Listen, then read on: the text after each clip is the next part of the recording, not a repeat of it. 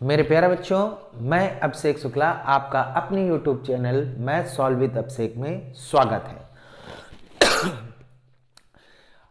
है। जिन्होंने चैनल को सब्सक्राइब नहीं किया है, जल्द से जल्द चैनल को सब्सक्राइब कर दें और अपने मित्रों को और भी जो भी क्लास 9th में पढ़ रहे हैं, प्रयास ये करें कि ज़्यादा से ज़्यादा शेयर करें।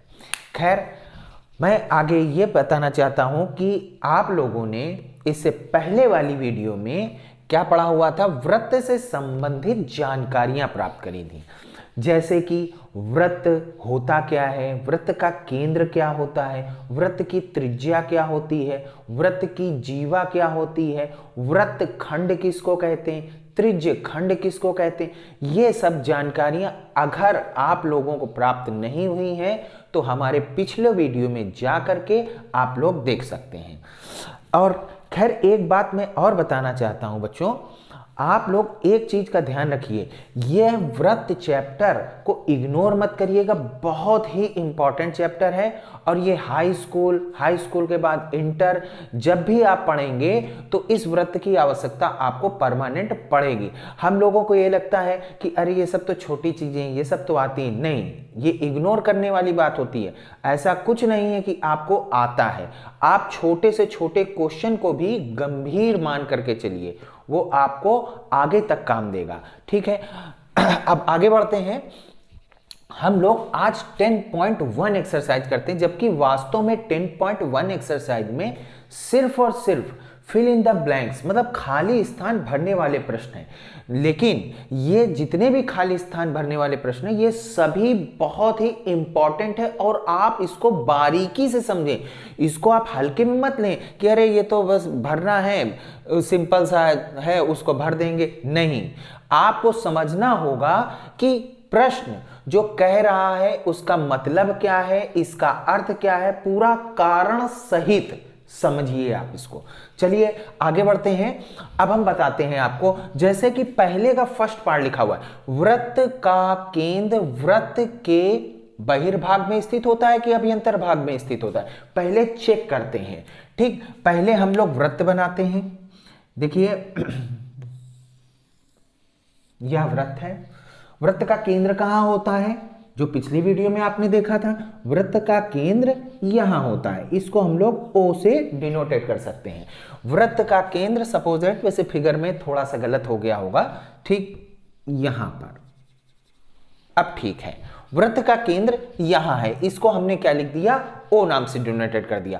अब वृत्त का केंद्र कहां है, वृत्त के बाहर है कि वृत्त के अंदर है। स्वाभाविक सी बात है, वृत्त के अंदर है, तो अंदर को क्या बोलते हैं, अभ्यंतर, और बाहर को बोलते हैं बहिर्भाग। और अगर वृत्त पर स्थित होता तो क्या बोलते हैं, वृत्त पर स्थित है, अथवा यह भी कह सकते हैं कि वृत्त की परिधि पर स्थित है।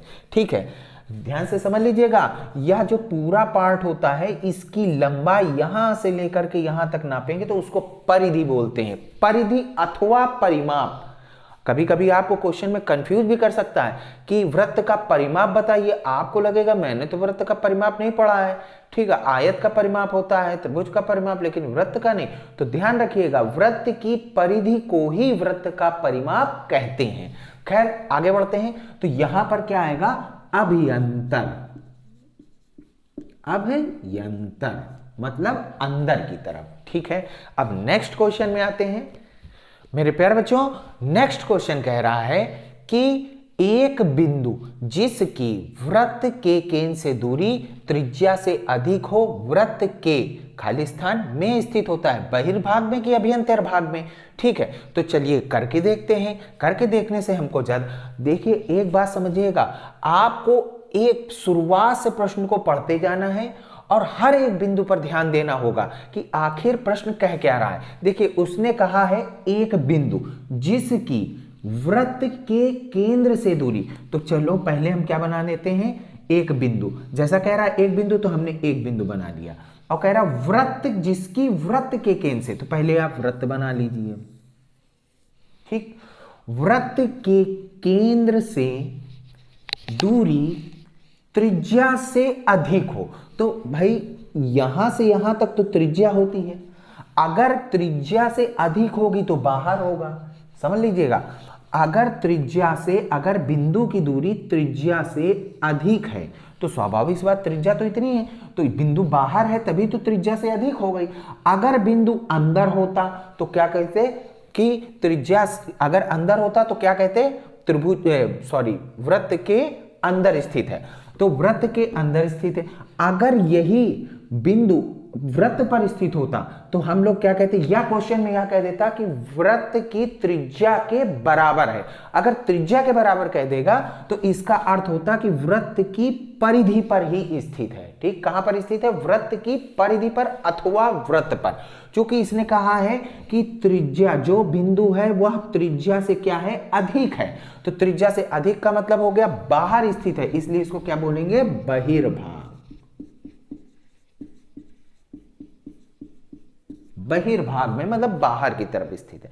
समझ गए, फिर से रिपीट कर रहे हैं, अगर कोई भी बिंदु वृत्त के बाहर स्थित होगा तो वह त्रिज्या से अधिक होगा, अगर कोई बिंदु वृत्त के अंदर स्थित होगा तो त्रिज्या से कम होगा, अगर कोई बिंदु वृत्त पर ही स्थित होगा या वृत्त की परिधि पर स्थित होगा तो वह त्रिज्या के बराबर होगा। ध्यान से समझ गए, कुछ भी क्वेश्चन में पूछा जा सकता है। तो अब हम लोग नेक्स्ट क्वेश्चन में बढ़ते हैं। प्यारे बच्चों, नेक्स्ट क्वेश्चन देखते हैं। नेक्स्ट क्वेश्चन क्या कह रहा है, वृत्त की सबसे बड़ी जीवा। जैसे ही आपको क्वेश्चन में एक बड़ी जीवा का नाम ले लिया जाए तो मैंने पिछली वीडियो में बताया था, ठीक है, बड़ी जीवा किसको बोलते हैं, व्यास को बोलते हैं। ये चीज ध्यान रखिएगा, बड़ी जीवा क्या होती है, व्यास होती है। तो उसने कहा वृत्त की सबसे बड़ी जीवा वृत्त का क्या होता है, तो आप बोलोगे व्यास होता है। ठीक, अब जैसे यह वृत्त है, वृत्त की सबसे बड़ी जीवा केंद्र से होकर के जाती है, ये चीज ध्यान रखिएगा। वृत्त की सबसे बड़ी जीवा कहां से होकर के जाती है, केंद्र से होकर के जाती है, और इसी को हम लोग क्या बोलते हैं, व्यास बोलते हैं। ठीक, अब हम लोग नेक्स्ट क्वेश्चन की तरफ। प्यारे बच्चों, अब इसमें इस प्रश्न में क्या कह रहा है, एक चाप होता है जब इसके सिरे एक व्यास के सिरे हों। तो पहले हम व्यास बना लेते हैं, ये हो गया आपका वृत्त का व्यास। ठीक, यह वृत्त होता है, यह आपका क्या है, वृत्त है, और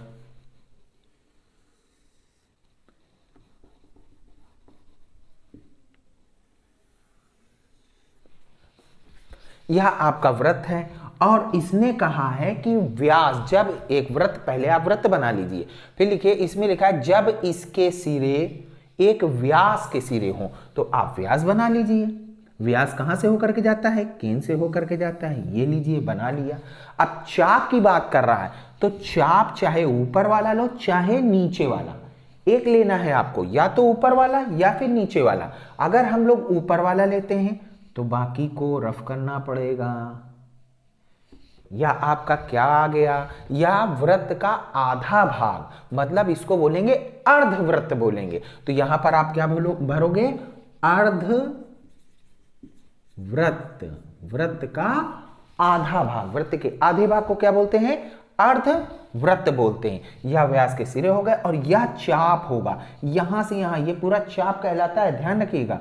तो यह चाप है और ये व्यास के सिरे हैं। व्यास के सिरे मतलब यहां से यहां, ये दोनों क्या कहलाएंगे, सिरे कहलाएंगे। तो इसको क्या बोलेंगे, अर्धवृत्त बोलेंगे। खैर, अब समझ आया है। पहले का फिफ्थ पार्ट, वृत्त खंड, वृत्त का खंड, वृत्त का एक भाग एक चाप तथा के बीच का भाग होता है। चलिए देख लेते हैं, हमने वृत्तखंड पढ़ा हुआ है। ठीक, यह वृत्त होता है। ठीक, वृत्त में याद होगा हमने एक रेखा खींची थी और हमने आपको बताया था ऐसे करके। ठीक, ऊपर वाला भाग दीर्घ वृत्तखंड कहलाता है, नीचे वाला लघु वृत्तखंड कहलाता है। तो हम किसी की भी बात करें, चाहे लघु की बात करें चाहे दीर्घ की बात करें, ठीक, वृत्तखंड या दीर्घ कहलाता है या लघु कहलाता है। यह दीर्घ हो गया, दीर्घ वृत्तखंड, और नीचे वाला क्या हो गया, लघु वृत्तखंड। ठीक, अब इसमें कह रहा है वृत्तखंड एक चाप, तो हम नीचे को ले लें या ऊपर को? हम नीचे को ले लेते हैं। एक चाप तथा के बीच का, किसके बीच का? एक चाप और एक ये देखिए रेखा, इस रेखा और इस चाप के बीच का ही भाग तो वृत्तखंड कहलाता है। ठीक, ध्यान से समझ लीजिएगा, ये चाप और यह रेखा, और यह रेखा क्या कहलाती है? इस रेखा को क्या बोलते हैं? जीवा बोलते हैं। ठीक, चाप तथा जीवा के बीच का भाग होता है, इसी को हम लोग क्या बोलते हैं? वृत्तखंड। चाहे दीर्घ, अगर दीर्घ वृत्तखंड की बात करेंगे तो यह दीर्घ चाप हो गया और एक ये रेखा हो गई, और इस रेखा का नाम क्या है? जीवा। ठीक है, तो जीवा और चाप का एक भाग क्या कहलाता है? वृत्तखंड कहलाता है। अब हम लोग नेक्स्ट क्वेश्चन की तरफ। अब देखिए थर्ड लास्ट क्वेश्चन, पहले का 6 पार्ट, सबसे लास्ट पार्ट है। इसमें क्या कह रहा है? एक वृत्त जिस तल पर स्थित होता है, यह तल है, मान लो यहां पर एक वृत्त जिस तल पर स्थित होता है उसे कितने भागों में विभाजित करता है? कितने भागों में विभाजित होता है? या आपको इससे पहले वाली वीडियो में मैंने बताया ही है। कौन से भाग में? एक होता है बहिर्भाग, एक होता है आंतरिक भाग, एक होता है स्वयं वृत्त। तो कितने भाग हो गए? इसको बोलेंगे बहिर्भाग, ये वृत्त के बाहर वाला भाग है। ये हो गया आपका, ये वृत्त का केंद्र है। ये हो गया आपका अभ्यंतर, अभ्यंतर मतलब अंदर वाला भाग। और तीसरा भाग कौन सा है? तीसरा भाग स्वयं वृत्त होता है। ठीक है, यह हो गया वृत्त। तो कितने भागों में विभाजित हुआ? एक वृत्त के बाहर, एक वृत्त के अंदर, तीसरा कौन सा? स्वयं वृत्त। तो 3 भागों में विभाजित होता है। कितने भागों में? 3 भागों में, इसलिए यहां पर लिखेंगे 3 भागों में विभाजित होता है। ठीक है, समझ गए होंगे प्यारे बच्चों। अब नेक्स्ट क्वेश्चन में आते हैं। हाँ प्यारे बच्चों, अब दूसरे का फर्स्ट पार्ट, इसमें आपको बताना है कि यह जो स्टेटमेंट लिखा हुआ है यह ट्रू है कि फॉल्स है, मतलब सत्य है कि असत्य है। चलिए चेक करते हैं। इसमें लिखा हुआ है केंद्र को वृत्त पर किसी बिंदु से, अब केंद्र की बात कर रहा है तो किसके केंद्र की बात कर रहा होगा? वृत्त के केंद्र की। तो चलो पहले एक वृत्त बना लेते हैं। वृत्त के केंद्र, केंद्र को वृत्त पर, या वृत्त है पर किसी बिंदु से, वृत्त पर कोई एक बिंदु आप बना लीजिए, जैसा क्वेश्चन में कह रहा है। हम कुछ नहीं, क्वेश्चन आपको खुद कहता है कि ऐसे से ऐसे करना है। तो इसने कहा केंद्र को वृत्त पर किसी बिंदु से, वृत्त पर कोई भी बिंदु आप मान लें, हम यहां पर मान लेते हैं, आप चाहे यहां मान लीजिए चाहे यहां मान लीजिए। वृत्त पर किसी बिंदु से मिलाने वाला रेखाखंड, केंद्र को रेखा से मिला दो। तो क्या इसको वृत्त की त्रिज्या बोलते हैं? तो बिल्कुल सच बात है। इसको क्या बोलते हैं? केंद्र को वृत्त के किसी भी बिंदु से मिलाते चले जाइए। ये बिंदु मान लो, ये बस वृत्त पर स्थित रहे, तो इसको क्या बोलेंगे हम लोग? त्रिज्या ही बोलते हैं। बिल्कुल सही लिखा हुआ है, तो इसको क्या लिख देंगे? सत्य। समझ गए होंगे। अब नेक्स्ट क्वेश्चन में आते हैं प्यारे बच्चों। अब देखिए दूसरे का सेकंड पार्ट क्या कह रहा है। सेकंड पार्ट में कह रहा है एक वृत्त में, पहले आप वृत्त बना लीजिए, समान लंबाई की परिमित जीवाएं होती हैं। इसका अर्थ क्या हुआ जरा बता देते हैं। कह रहा है कि एक वृत्त है, इस पर समान लंबाई की जो जीवाएं हैं वह परिमित होती। परिमित का अर्थ आप जानते हैं, परिमित का इंग्लिश में अर्थ होता है फाइनाइट। फाइनाइट का मतलब होता है जिसको आप गिन सकते हैं। ठीक है, जैसे 4 हो गया, 5 हो गया, 8 हो गया, 9 हो गया, 10 हो गया, जिसको आप गिन सकते हैं उसको फाइनाइट बोलते हैं। और जिसको आप नहीं गिन सकते हैं उसको इनफाइनाइट बोलते हैं। ठीक है, जिसको हम लोग क्या बोलते हैं हिंदी में? अनंत। और वैसे शब्दों में क्या बोलेंगे? अपरिमित जीवाएं। अगर लिखा होता तो क्या लिखा होता? अपरिमित। अपरिमित का मतलब जिसको गिना नहीं जा सकता, परिमित का मतलब जिसको गिना जा सकता है। तो क्या वृत्त में समान लंबाई की जीवाएं जिनको हम लोग गिन सकते हैं हो सकती हैं? जरा एक बार चेक कर लेते हैं। ये मान लो 3 मीटर की है।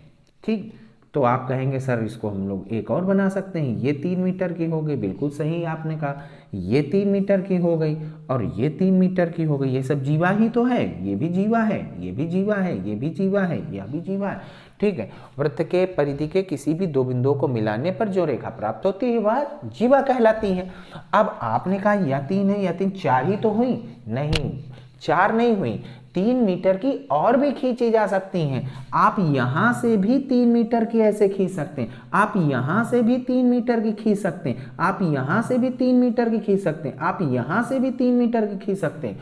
तो इतनी सारी खींच सकते हैं, बहुत, ये तो हमने अभी बहुत कम लिखी है, बहुत खींची जा सकती है, मतलब जिसको इतनी खींची जा सकती है कि हम लोग गिन नहीं सकते हैं, उसको क्या बोलेंगे, अपरिमित। तो यह क्या लिखा हुआ है, या बिल्कुल गलत लिखा हुआ है। एक वृत्त में समान लंबाई की परिमित जीवाएं होती हैं, नहीं, बिल्कुल गलत है, अपरिमित जीवाएं होती हैं, ठीक है। इसको आप क्या बोलोगे, असत्य, यह बिल्कुल असत्य है। अब हम लोग नेक्स्ट क्वेश्चन में आते हैं।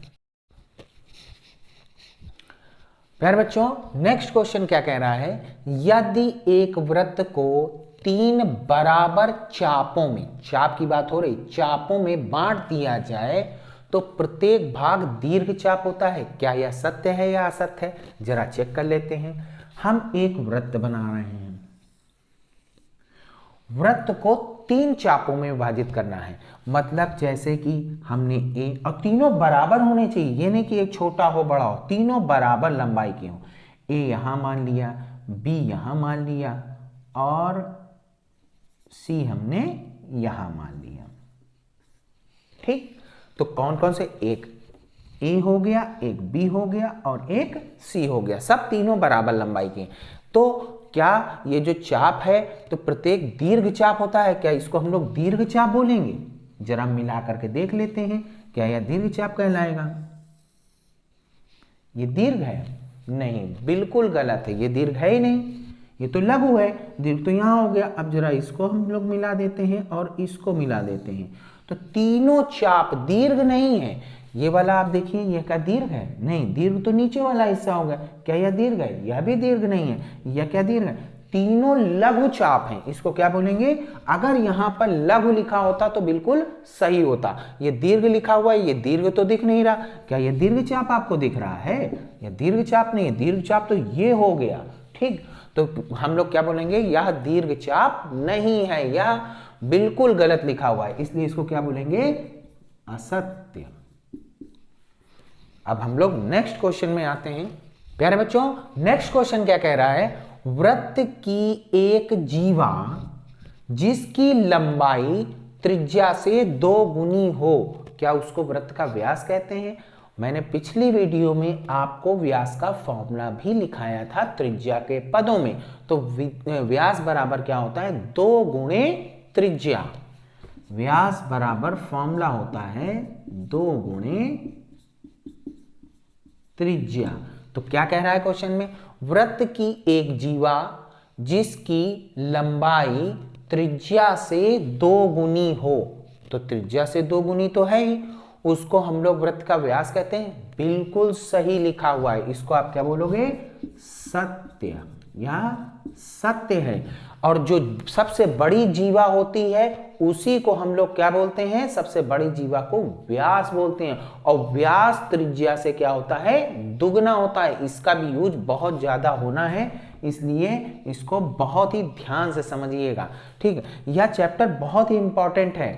भले आपको लग रहा हो कि इसमें तो सत्य सत्य या खाली स्थान पूछे जा रहे हैं, ना, इसमें हर एक चीज आपसे पूछा जा रहा है जिससे आपको वृत्त के विषय में कितनी जानकारी है या आप लोग खुद समझ रहे होंगे, ठीक।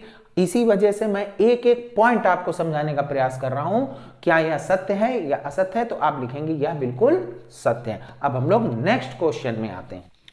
प्यारे बच्चों, नेक्स्ट क्वेश्चन क्या कह रहा है, त्रिज्यखंड जीवा एवं संगत चाप के बीच का क्षेत्र होता है, क्या यह सत्य है? जरा चेक कर लेते हैं। यह वृत्त है, जीवा, पहले हमने जीवा खींच दिया, ये हो गई जीवा। ऊपर भी आप खींच सकते हैं, कोई मतलब नहीं है कि हमने यहां खींचा है तो आप भी खींचिए, ऊपर आप खींच सकते हैं, ऐसे भी खींच सकते हैं, कुछ भी खींच सकते हैं। तो कह रहा है जीवा एवं संगत चाप, उसके साथ का चाप, ये जीवा हो गई और ये आपका क्या हो गया, चाप हो गया। तो क्या जीवा और चाप के बीच का जो भाग है इसको हम लोग त्रिज्यखंड बोलते हैं? बिल्कुल गलत लिखा हुआ है। क्यों? क्योंकि इसको तो हम लोग लघु वृत्तखंड बोलते हैं। इसको या क्या बोलेंगे, वृत्तखंड। वृत्तखंड लिखा होता तो बिल्कुल सही रहता, इन्होंने लिखा है त्रिज्यखंड इसको बोलते हैं, तो बिल्कुल गलत है। इसको आप क्या बोलेंगे, असत्य। तो आखिर त्रिज्यखंड किसको कहते हैं? त्रिज्यखंड आपको पता है, पहली बात तो नाम में ही लिखा हुआ है त्रिज्य, जिसमें त्रिज्या जरूर हो।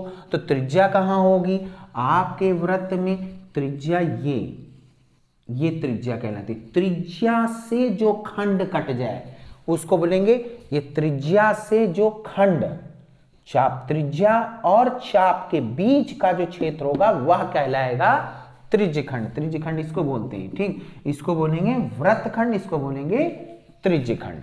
खैर नेक्स्ट क्वेश्चन में आते हैं।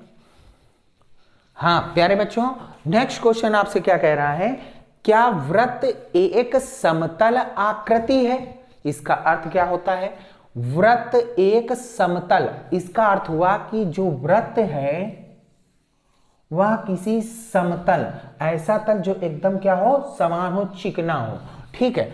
वृत्त एक समतल आकृति है, या सत्य है या असत्य है? बिल्कुल सत्य है, ठीक। वृत्त एक समतल आकृति होती है, ठीक है। ये देखिए बोर्ड है, बोर्ड के सामने आपको समतल आकृति में ही वृत्त दिख रहा है। अब आप कहेंगे सर ऐसी कोई चीज बताइए जो समतल आकृति में ना हो, तो ऐसे बहुत सारी, जैसे गोला हो गया, ठीक है, ये आपका मार्कर हो गया, या समतल आकृति में नहीं है। क्यों? क्योंकि मार्कर थोड़ा सा उभार, जिस आकृति में ऊंचाई हो, जिस आकृति में क्या हो, लंबाई चौड़ाई के साथ साथ में क्या आ जाए, ऊंचाई आ जाए, तो समझ जाइए वह समतल आकृति में नहीं होगा।